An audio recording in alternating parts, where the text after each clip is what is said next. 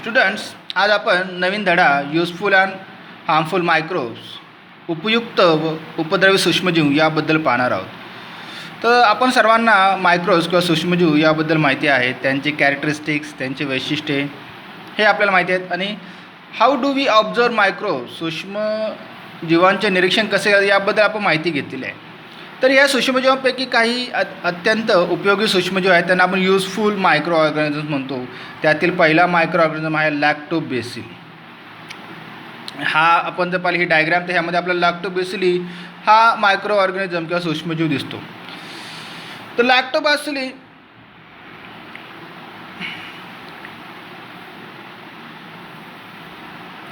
हा जर पाहिला तर हा आयताकृती आकाराचा विनाक्षी जीवाणू आहे. आयताकृतीचा आकार पाहिला तर आयताकृती तो विनाक्षी जीवाणू आहे. The lactobacilli convert lactose the sugar in the milk into lactic acid. This process is called fermentation. हे उपयुक्त जीवाणू दुधाचे दही करतात आणि किण्वन प्रक्रियात त्याचा वापर केला जातो. As a result the pH of milk decreases, causing coagulation of milk proteins. दुधामध्ये विरजण घालतात. या विरजणात हे लॅक्टोबॅसिली जीवाणू आहेत. ते दुधाच्या घटकात बदल घडवून आणतात. दुधातील लॅक्टोज शर्करेचे लॅक्टिक आम्लात रूपांतर करतात. दुधाचा सामू तो कमी होतो. pH ऑफ मिल्क डिक्रीज, दुधाचा सामू कमी होतो. The milk proteins are separated from other constituents of milk. This is what happens when milk changes into yogurt. किण्वन आणि कलथन या प्रक्रियेने दुधाचे दही तयार होते. Yogurt has a specific sour taste due to lactic acid. Lactic ॲसिडमुळं दह्याला एक आंबट चव आहे. The low pH destroys harmful microbes present in the milk. तो कमी सामू असल्यामुळे दुधामध्ये असणारे जे घातक सूक्ष्मजीव आहेत ते का होतात, ते जिवंत राहू शकत नाही, ते मारले जातात. आता ह्या लॅक्टोबॅसिलीचे युजेस काय पहा. Various milk products like yogurt, butter milk, ghee, cheese, shrikhand can be obtained by fermentation of milk. म्हणजे दुग्धजन्य पदार्थ आपल्याला यापासून मिळतात. त्याच्यामध्ये योगर्ट आहे, दही आहे, ताक आहे, तूप आहे, पनीर आहे, श्रीखंड आहे. Lactobacilli fermentation is useful for large scale production of cider, cocoa, pickles of vegetables. Cider, cocoa, भाज्यांची लोणची त्याच्यापासून आपण तयार करू शकतो. Lactobacilli and some other useful microbes taken together are use to treat abdominal discomfort. जे पोटांचे आजार असतील त्याच्यावरती हा सूक्ष्मजीव एक अत्यंत गुणकारी आहे. Leaven fodder offer to domestic cattle like cows and buffaloes is fodder fermented with the help of lactobacilli. गुरांना द्यायचं आंबवण. The lactobacilli fermentation process is use to make wine and some types of bread. मद्य आणि पाव बनवण्यासाठी सुद्धा लॅक्टोबॅसिलीचा उपयोग होतो. त्यानंतर दुसरा जो उपयुक्त जीवाणू आहे तो आहे रायझोबियम. तो आहे सिम्बायोटिक बॅक्टेरिया. रायझोबियम किंवा रायझोबिया त्याला आपण सहजीवी जीवाणू असे म्हणतो. आपण जर डायग्राम पाहिली ही रायझोबियमची डायग्राम आहे पहा.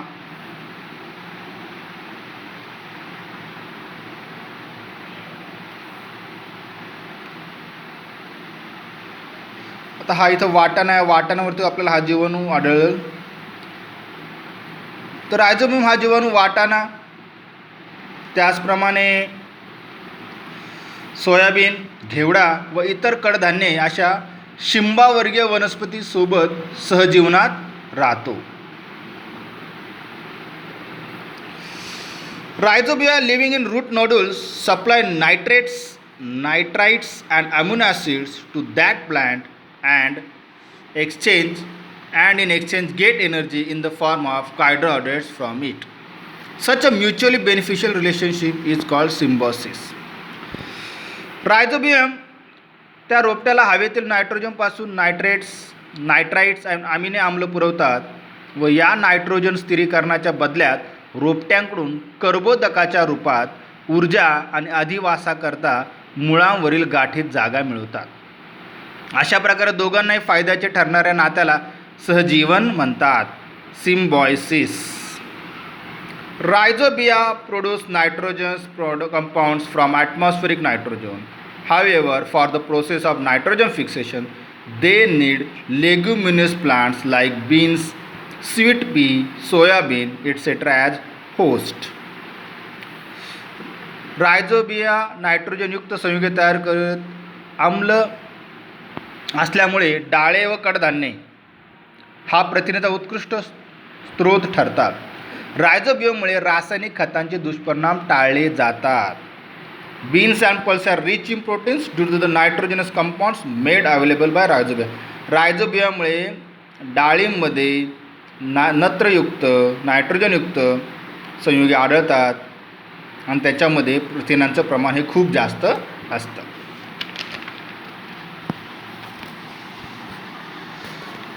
After harvesting a leguminous crop, the leftover roots and other plants are deliberately dumped in farm soil to maintain its bacterial population. समजा पीक काढून झाल्यानंतर त्याची जी मुळं राहतात किंवा त्याचे वनस्पती जे पानं राहिलेले असतात किंवा जे इतर भाग आहे ते परत जमिनीमध्ये काय होतं, गाडले जातात. त्यामुळे परत जमिनीचा पोत काय होतो, सुधारतो. The use of rhizobium has helped to reduce the use of chemical fertilizers and thereby their adverse effects. हल्ली लागवड करण्यापूर्वीच रोपट्याला रायझोबियम लसीकरण सुद्धा केले जाते. It has also help to reduce expenses on fertiliser and this works to the benefit of farmer. यामुळे शेतकऱ्यांना फायदा झालेला आहे, रासायनिक खतांचा वापर कमी झालेला आहे. पुढचा आपला उपयोगी जो सूक्ष्मजीव आहे तो ईस्ट किंवा त्याला आपण किनवा असं म्हणतो. बघा, ही किनवाची किंवा ईस्टची डायग्रॅम आहे. ही सेल वॉल आहे, हे बड आहे, त्याचं हे न्यूक्लियस आहे, सायटोप्लाझम केंद्रक आहे, ही पेशीभित्तिका आहे, हे पेशीद्रव्य आहे, हे त्याचं बड आहे. बघा,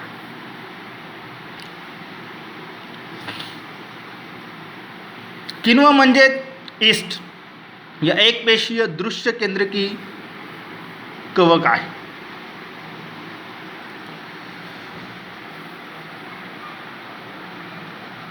This method of asexual reproduction is called budding. Yeast is a heterotrophic fungal microbe that grows on carbon compounds. Yeast is a unicellular एकपेशीय fungus with 1500 different species in existence. The yeast cell is a eukaryotic type of cell. म्हणजे ते म्हटलं तुम्हाला एकपेशीय दृश्य केंद्रकी आहेत. या लंब गोलाकार रंगहीन कवक पेशी असून काहींना कलिका चिकटलेल्या दिसतात. ईस्ट मुकुलायन कलिकायन या प्रजनाच्या अलैंगिक पद्धतीने वाढतो. मुकुलायन त्याला बडिंग म्हणतो आपण. ही अलैंगिक पद्धत आहे, त्याने याची काय होते, वाढ होते किनवाची. स्वतःचे पोषण करताना ईस्टच्या पेशी किण्वन करतात, म्हणजे द्रावणातील कर्बोदकाचे रूपांतर अल्कोहोल या कार्बन डायऑक्साईड वायूमध्ये करतात. पाव तयार करताना ईस्टचा हाच उपयोग केला जातो. कार्बनी पदार्थावर वाढणारा हा कवकवर्गीय परपोषी सूक्ष्मजीव अनेक किण्वन प्रक्रियेत वापरतात. म्हणजे ब्रेडमध्ये ईस्टचा वापर केला जातो, किण्वचा वापर केला जातो.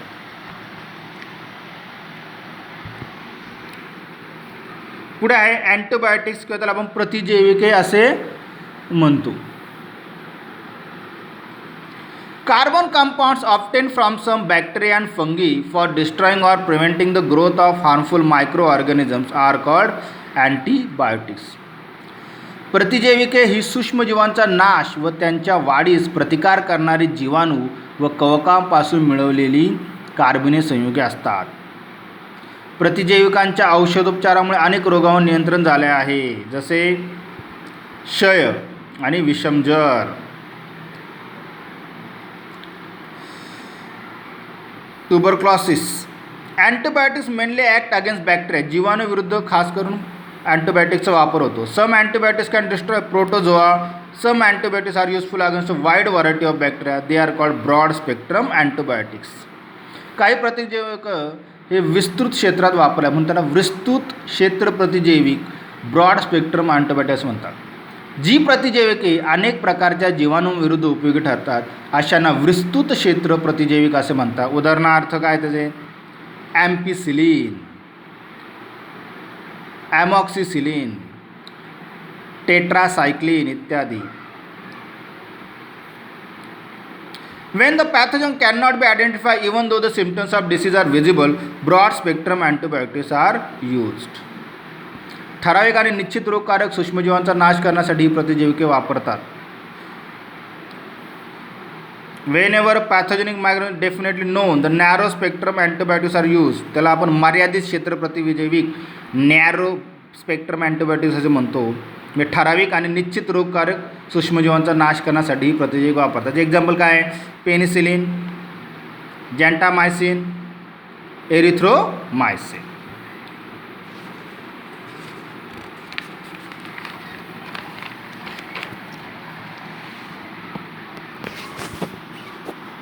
पुढे आहे penicillin. Penicillin is a group of antibiotics obtained from a fungus, penicillin, and is used for controlling the infections caused by bacteria like Staphylococci, Clostridia, Streptococci, etc. Penicillin हे प्रतिजैविक पेनिसिलियम कवकापासून मिळते. स्टॅफायलोकोकाय, क्लॉस्ट्रिडिया, स्ट्रेप्टोकोकाय प्रजातींच्या जीवाणूंचा नाश करण्यासाठी ह्याचा वापर होतो पेनिसिलिनचा. Medicines containing penicillin are useful in treat certain bacterial infections of the ear, nose, throat and skin as well as diseases like pneumonia and scarlet fever. कान, नाक, घसा, त्वचा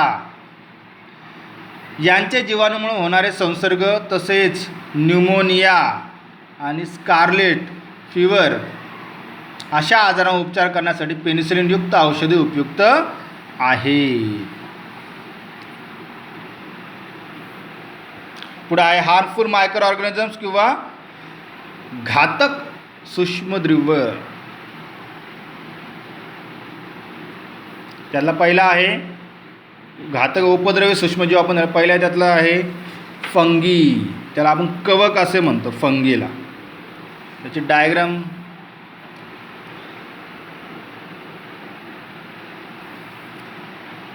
ठीक आहे. Microscopic spores of fungi are present in the air. हवेमध्ये कवकांचे सूक्ष्म बीजाणू असतात. If there is sufficient moisture, spores germinate on cotton fabric, gunny bags, leather, wooden items etcetera. ओलावा मिळाल्यास हे बीजाणू अनुकूल ठिकाणी कार्बनी पदार्थांवर रुजतात. The fungal hive penetrate deep into the material to obtain nutrition and to reproduce. कवकांचे तंतू अशा पदार्थात खोलवर शिरून स्वतःचे पोषण व प्रजनन करतात. त्यामुळे ते ज्या वस्तूंवर वाढतात त्या वस्तू कमकुवत होतात. This causes the materials to wear and become weak. As a result, gunny bags, leather items like shoes, purses, belts, etc. on which fungi have grown do not last. म्हणजे बघा हे सगळे लेदरचे आहेत, शूज आहे, पर्स आहे, belt आहे, हे त्याच्यामुळं कमकुवत होणार. त्यामुळे त्यांचं आयुष्य कमी राहतं, ते जास्त काळ टिकत नाही. Wooden items also get spoil. त्याचप्रमाणे हे जे आपले लाकडाचे आहेत त्यांचंसुद्धा का तरी खराब होऊन जातात. Sometimes you may notice a black powder or white dish floating on the pickle or muramba when a jar is opened after a long time. आपल्या माहिती आहे आपल्या घरामध्ये उन्हाळ्यामध्ये मुरंबा केला जातो किंवा लोणची बनवली जातात. आपण जर ते कालांतर उघडून पाहिले त्याच्यावर आपल्याला पांढरा थर जमा झालेला दिसतो. म्हणजे ओलसर अन्न आहे ते. लोणची, मुरांबे, जॅम, सॉस, चटण्या अशा कवकांच्या विविध प्रजाती याच्यामध्ये आपल्याला आढळतात. त्याच्यावरती आपल्याला एक फफूंद म्हणतो, फफूंद किंवा पांढरा पदार्थ त्याच्यावर आपल्याला तरंगताना दिसतो. Various species of fungi grow on food items like pickles, murabba, jam, sauce, chutney. They use this nutrients in the food items for growth and reproduction. During this activity fungi release mycotoxins, certain poisonous chemicals into the food and thus food becomes poisonous. Hence the food on which fungi have grown cannot be eaten. आता लोणचे, Muramba, jam, sauce ह्याच्यावरती ह्या कवकांची वाढ होते, ते त्यातले पोषक द्रव्य शोषून घेतात आणि त्याच्यावर त्यांचं प्रजनन होतं. त्याच्यामुळं हे कवक काय करतात, या अशा पदार्थांमध्ये एक घातक रसायन ज्याला मायकोटॉक्सिन म्हणतात ते सोडतात आणि ते जर आपल्या खाण्यामध्ये आलं तर आपल्याला विषबाधा होऊ शकते. म्हणून ज्याच्यावरती कवक वाढलेलं आहे ते अन्नपदार्थ खाणे टाळायचं आहे. पुढं आहे Clostridium. Sometime cases of food poisoning occur during community east. How does the food become poisonous all of a sudden. कधी कधी आपण सामाजिक कार्यामध्ये जेव्हा जातो, एखादं लग्न असेल, एखादं ठिकाणी सत्यनारायण पूजा असेल किंवा कोणतंही एखादं फंक्शन असेल तर त्या ठिकाणी जेवणावळी असतात, त्यामध्ये मोठ्या प्रमाणात जेवण बनवलं जातं. अशा ठिकाणी सुद्धा विषबाधा होऊ शकते.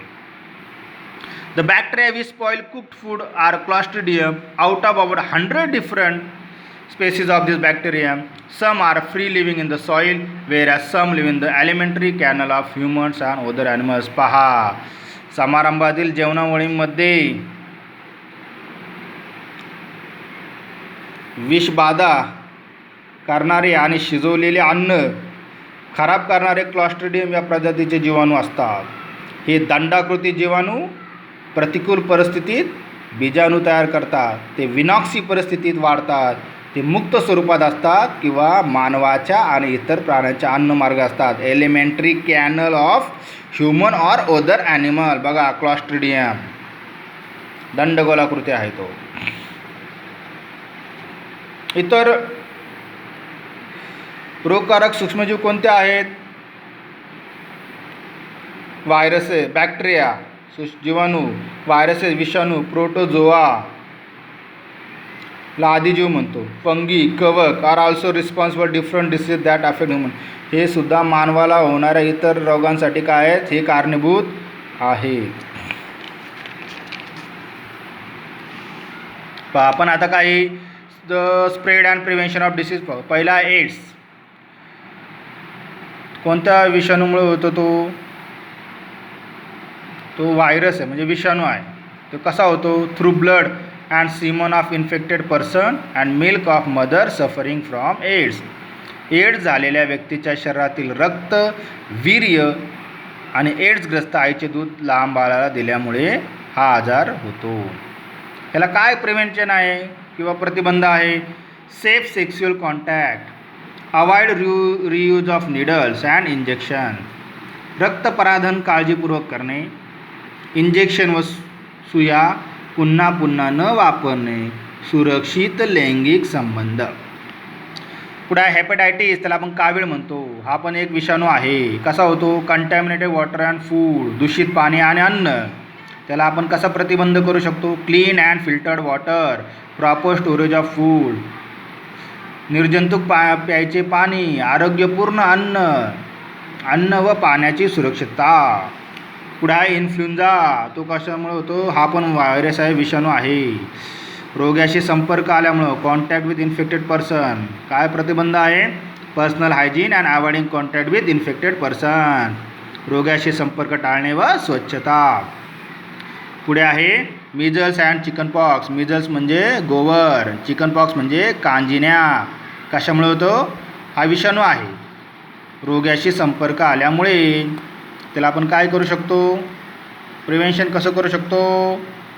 वॅक्सिनेशन, लसीकरण, अनकंटॅमिनेटेड वॉटर, क्लीन फूड, निर्जंतुक पाणी, स्वच्छ अन्न. पुढं आहे bird flu, S796, swine flu, H1N1. Bird flu आणि स्वाईन फ्लू हा कशामुळे होतो? हा विषाणू contact and infected birds and animals, रोगकारक पक्षी आणि प्राण्याशी संपर्क आल्यामुळे. त्याला आपण प्रतिबंध कसा करू शकतो? Personal hygiene, properly cooked meet, स्वच्छता व योग्य पद्धतीने शिजवलेले मांस. पुढे आहे डेंग्यू सर्वांना प्रतिजित आहे. तो पण विषाणू आहे. मच्छर चावल्याने होतो, mosquito bite. Cleanliness of surroundings preventing stagnation of water, परिसराची स्वच्छता आणि डासांवर नियंत्रण. डास साठवून द्यायचे नाही, वाढू द्यायचे नाही, कुठेही पाणी साठवून द्यायचं नाही. पुढे आहे न्यूमोनिया. हा बॅक्टेरिया जीवाणूमुळे होतो pneumonia. Droplet spread in air by infected person. रोग्याकडून हवेत येणारी थुंकी वा शेंबडाचे सूक्ष्म थेंब. Prevention vaccination avoiding contact with infected person. लसीकरण किंवा रोग्यापासून दूर राहणे. पुढं आहे लेप्रॉसी, ज्याला आपण कुष्ठरोग म्हणतो. हा पण बॅक्टेरिया जीवाणूमुळे होतो. Long term contact with infected person. रोग्याशी दीर्घकाळ सानिध्य आले की हा रोग होऊ शकतो. Avoiding contact with infected person and their belongings. ज्याला रोग झालेला आहे त्याच्याशी संपर्क व त्याच्या वस्तू वापरणे टाळणे हा त्याच्यावरती प्रतिबंध आहे. पुढे आहे कॉलेरा. हा सुद्धा जीवाणूपासून होतो. कशामुळे होतो? Contaminated food and water. दूषित अन्न व पाणी. काय प्रतिबंध कसा? Clean food and water. स्वच्छ अन्न व पाणी पिणे. Malaria, protozoa. मलेरिया कशामुळे झालेला आहे रे? प्रोटोझोआमुळे, आदिजीवामुळं. कशामुळे होतो? मॉस्किटो बाईट, अनक्लीन सराउंडिंग्स, डासांचा दंश आणि अस्वच्छ परिसर. काय नियंत्रण? Cleanness of surroundings, preventing stagnation of water, controlling mosquitoes. स्वच्छता राखणे, रोग्याशी संपर्क नाही, स्वच्छता राखणे, पाणी साठू न देणे आणि डासांवर नियंत्रण ठेवणे. डॅन्ड्रफ, रिंगवॉर्म, स्कॅबीज, केसातील कोंडा, नायटा, गजकर्ण आणि त्वचेवरील चट्टे. हे कशा होतं? फंगीमुळे होतं, कवकामुळे होतं. Contact with infected person or his her belongings like clothes. रोग्याशी किंवा त्याच्या वस्तूंशी संपर्क आला तर हे आपल्याला आजार होणार आहे. तर त्यासाठी प्रतिबंध कसा करणार? पर्सनल हायजीन, स्वच्छता राखणे. Avoiding contact with infected person, रोग्याशी संपर्क टाळणे. योग्य कवकनाशक औषध वापरणे. अशा प्रकारे आपला धडा क्रमांक 8 हा पूर्ण झालेला आहे.